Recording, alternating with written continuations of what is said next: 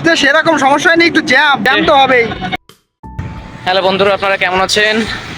এই আমরা অনেকদিন পরে আমাদের সেই বন্ধুটার সাথে দেখা করতে আসছি। সে অল্প কিছুদিনের জন্য গিয়েছিল ঢাকায়। এখন আমরা এই যে রয়েছি রূপসা ব্রিজের উপরে। এখন সেই বন্ধুটা এখানে আসবে বলেছিল। এখন আমরা সামনের দিকে সেই বন্ধুটার সাথে দেখা করার জন্য যাচ্ছি। এই যে আমার বন্ধুর সঙ্গে অনেকদিন দেখা হয় না, সে থাকে এখন ঢাকায়। আমরা বেশিরভাগ দিনই রেস্টুরেন্টে দেখা করি, তাই আজকে সিদ্ধান্ত নিয়েছিলাম যে বন্ধু এবং আমি দুজনে মিলে দেখা করব আমাদের সেই ইউনিক একটা প্লেস, আমাদের খুলনার ঐতিহ্য এবং গর্ব, আমাদের সেই রূপসা ব্রিজে। এই যে আমাদের বন্ধু চলে এসেছে। এই বন্ধু, কেমন আছো? এই যে আমাদের বন্ধুর সাথে দেখা। হাই, অনেকদিন পর দেখা হয়ে গেল, অনেকদিন পর দেখা হয়ে গেল। বন্ধু ভিডিও, বন্ধু কি হচ্ছে ভিডিও? হ্যাঁ, ভিডিও হচ্ছে আমাদের পরবর্তী।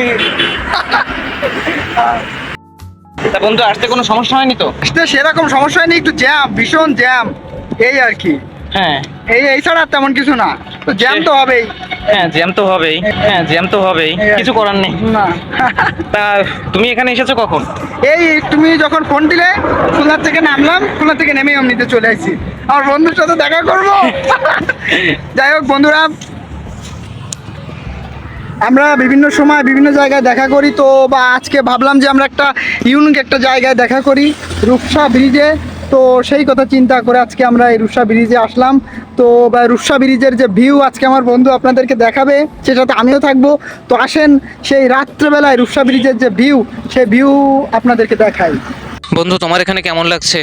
খুব সুন্দর, সবচেয়ে বড় বিষয় এখানে বাতাস, বাতাসের মধ্যে আর একদিক নিয়ে যাচ্ছে। তাই এই তীব্র গরমে যাদের ঘরের মধ্যে থেকে ক্লান্ত অনুভব হচ্ছে, তারা খুলনার মধ্যে যারা আছে তারা এখানে আসুক, এই যে একটু বাতাস থাকবে এখানে।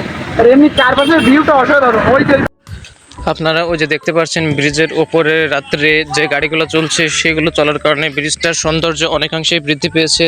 তাছাড়া এখানের পরিবেশটা বলতে গেলে অসম্ভব রকমের সুন্দর, যেটা ভাষায় বলে প্রকাশ করা পুরোপুরি অসম্ভব একটা ব্যাপার।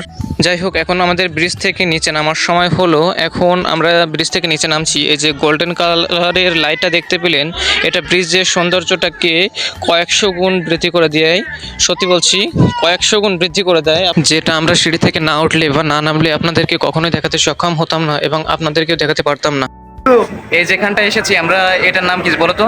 এটার নাম কি তা জানি না, ব্রিজটার নাম খান জানালি সেতু, রূপসা ব্রিজ বলে অনেকে, কিন্তু এই জায়গাটার নাম জানি না। Light house. তবে আমরা যেখানে এসেছি এটা কি দারুণ না? একটু বন্ধুদেরকে দেখাই। হ্যাঁ হ্যাঁ, কি করছো?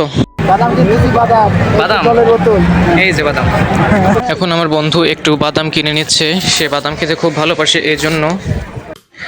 ব্রিজের নিচের সৌন্দর্য আপনাদেরকে দেখানোর জন্য আমরা ব্রিজ থেকে নিচে নেমে পড়েছি। এখন আপনাদেরকে দেখাচ্ছি ব্রিজের নিচের সৌন্দর্য।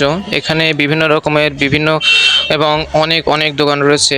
এখন আমরা একটা আচারের দোকানের সামনে যাচ্ছি। এই যে দেখতে পাচ্ছেন, এটা হচ্ছে একটা আচারের দোকান। এখানে হরেক রকমের আচার রয়েছে। তারপর আমরা এই যে দোকানটা দেখতে পাচ্ছেন, এটা হচ্ছে কাগজের তৈরি কৃত্রিম ফুল এবং খেলনার দোকান, ছোট বাচ্চাদের খেলনার দোকান। এখন এটা হচ্ছে হাওয়াই মিঠাই নিয়ে জ্বলছে। এখন ইনি হচ্ছে ভ্রাম্যমান এবং ভাইরাল ঘটি গরম চুই ঝাল। আপনারা তো দেখলেনই। ওই যে আবার ঘটি গরম যাচ্ছে, আপনারা দেখছেন। এখন আমাদের সেই ঘটি গরম আঙ্কেল আমাদেরকে তার আরেকজন ভাইয়ের সঙ্গে পরিচয় করিয়ে দিলেন, যিনি হাওয়াই মিঠাই বিক্রি করছিলেন। এখন এই যে পাশে দেখতে পাচ্ছেন, এটা হচ্ছে আখের রস বিক্রয়ের দোকান। বন্ধু, সবাই তো কিছু না কিছু করছে, তুমি কি করছো? বাদাম খাচ্ছি, বাদাম। হ্যাঁ, সস্তার মধ্যে বেস্ট। সস্তার মধ্যে বেস্ট না, এতে মস্তিষ্কের কাজে দেয়।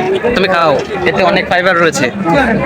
আর আমার সেই বন্ধুটা, সে বাদাম খেয়ে যাচ্ছে, বলছে যে বাদামে যে পরিমাণ ফাইবার আছে, আজকে ফাইবারের ব্যবসা করব বাদাম খেয়ে। বন্ধু বাদাম খেতে থাক, আর আপনাদেরকে পাশ থেকে একটু ঘুরিয়ে নিয়ে আসি। এখন এই যে পাশে দেখতে পাচ্ছেন, এটা হচ্ছে একটা কুলফির দোকান, অর্থাৎ এখানে বেশ ঠান্ডা ঠান্ডা আইসক্রিম পাওয়া যায়, যেটা আমাদের এখানে কুলফি নামে পরিচিত। আর আপনাদের ওখানে কি নামে পরিচিত কমেন্ট অবশ্যই বলবেন।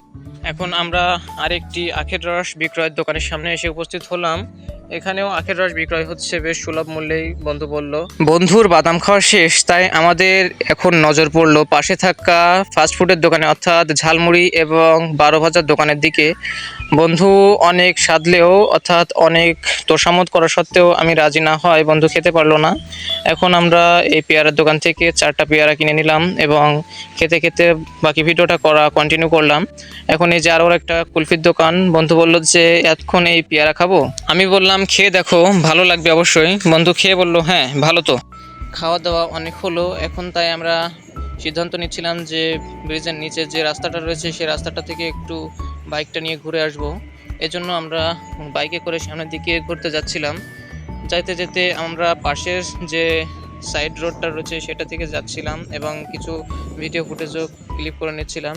এখন এই যে আপনারা দেখতে পাচ্ছেন যে রাতের রাস্তাটা দেখতে কতটাই না এক্সপেন্সিভ এবং অসাধারণ লাগছে। যদিও সামনাসামনি না দেখলে আপনারা কখনোই বুঝতে পারবেন না যে রাস্তাটা কতটাই স্বর্গীয় একটা ভাব এনে দিচ্ছে। বিশেষ করে এখানে যখন আমরা টোল প্লাজার দিকে চলে আসছি তখন এখানের যে ভাবমূর্তিটা সেটা অনেকটাই পাল্টে যাচ্ছে। রাস্তার দুই পাশ থেকে মোটর বাইকে ছেলেরা মেয়েরা দাঁড়িয়ে আছে এবং অনেক মোটর বাইক এবং বাস এখানে টোল প্লাজায় বিল পে করে সামনের দিকে এগিয়ে যাচ্ছে। এটা দেখতে সত্যি একটা অসাধারণ ফিল এনে দেয়, যেটা আপনারা না দেখে কখনোই বুঝতে পারবেন না। এখন ওই যে পাশে দেখতে পাচ্ছেন ওটা হচ্ছে টোল অফিস এবং আমরা এই যে সামনের দিকে যাচ্ছি টোল অফিসটাকে দেখিয়ে, টোল প্লাজা দেখিয়ে। এখানে কিন্তু অনেক অনেক গাড়ি, অনেক অনেক যানবাহন চলাচল করে। এখানে মোটরসাইকেলের ফি নেয় 10 টাকা, আমরা পে করে দিয়েছি, ওই জন্য ভিডিওটা কন্টিনিউ করতে পারছি কন্টিনিউভাবে, নইলে ওখানে আমাদের পুনরায় আবার দাঁড়ানোর দরকার পড়তো। ভিডিওটি এই পর্যন্ত দেখার জন্য আপনাদেরকে অনেক অনেক ধন্যবাদ জানাচ্ছি। Thank you so much from Sourav Das friend circle. See you just for you guys. Tata, bye by.